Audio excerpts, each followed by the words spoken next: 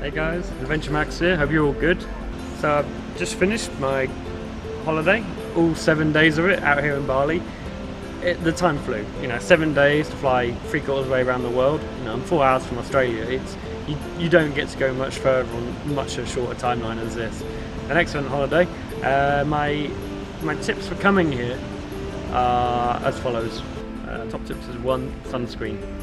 It's hot down here, so close to the equator that you will get burnt no matter how brown you are. I got burnt, and I often am quite careful.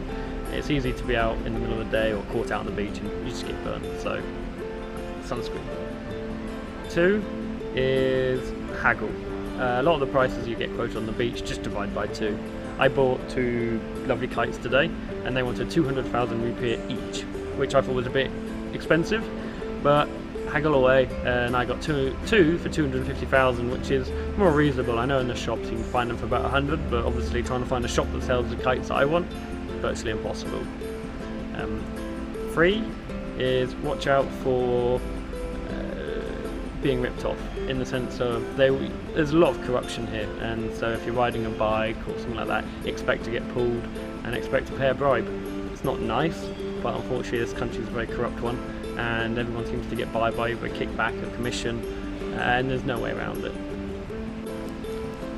Always bring lots of money. Now, you would expect Indonesia to be a cheap country, and it is. There's a lot of cheap things here. A lot of the food is very cheap, a lot of the drink is quite cheap.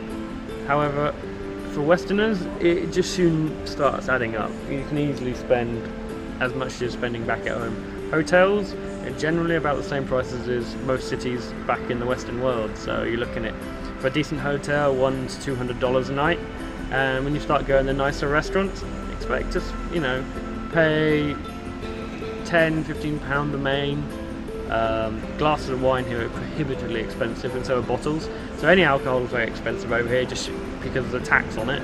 So expect to be shocked that what you think is coming for a cheap holiday generally isn't a cheap holiday. Taxis is quite an important one. In Bali there's only really one good taxi firm, and that's Bluebird Group taxis. They're the only ones that have meters and have legitimate drivers, and the drivers are actually very nice. They talk English, and the taxi rides are very, very cheap, which is great. However, this is the part you got to watch out for, and it's the taxi.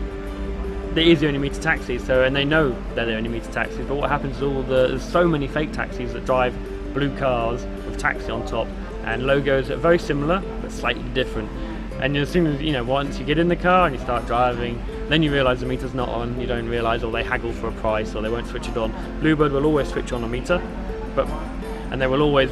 That's the way they operate. Every other taxi it won't. We'll tell you they're Bluebird, but they're not Bluebird.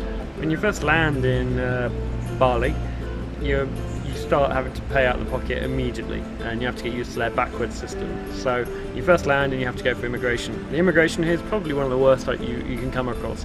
The queues are standard is about an hour and 20 minutes, so allow yourself enough time to get thoroughly frustrated and stuck in immigration, followed by a landing tax. So when you land, you'll have to pay a visa fee, which is $35, which in a lot of countries you sort of come to expect either a landing fee or a leaving fee.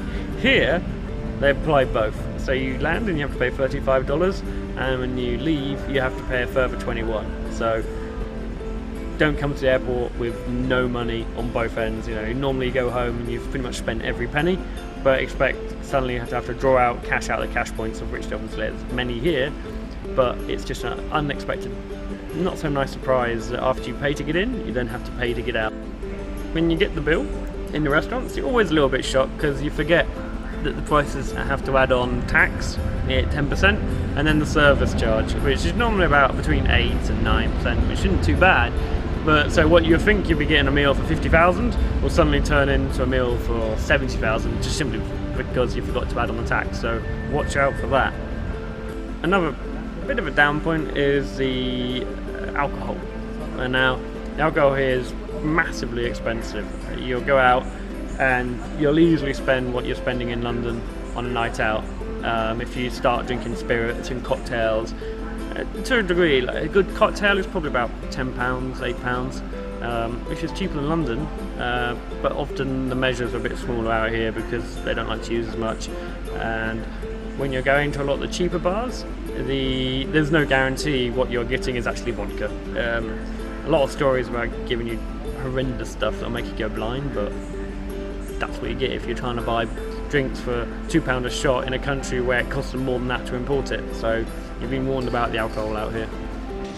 So another top tip when going through Indonesia airport is if you have hand luggage which you bought and it's a bit loose or has wood in it or metal pointy bits and you're taking it as hand luggage, I can guarantee you 100% they will ask it to be wrapped. When I say wrapped, you get the cling film wrapping that they do on suitcases. And now this in the airport, it's 80,000 rupiah. I think it's a giant column which has probably been bankrolled by the luggage people, well, people on the desk, and I think to go back and send you back there to try and buy it.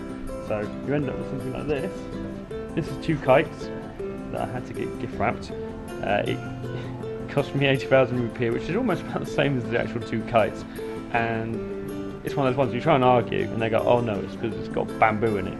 My pens have got bamboo in them. We don't have to gift wrap them. Top tip is probably if you're going to take stuff through as hand luggage, which they could pick out because you've got to carry it and it can't go in your bag, you probably just buy a roll of cling film and just cling film wrap it.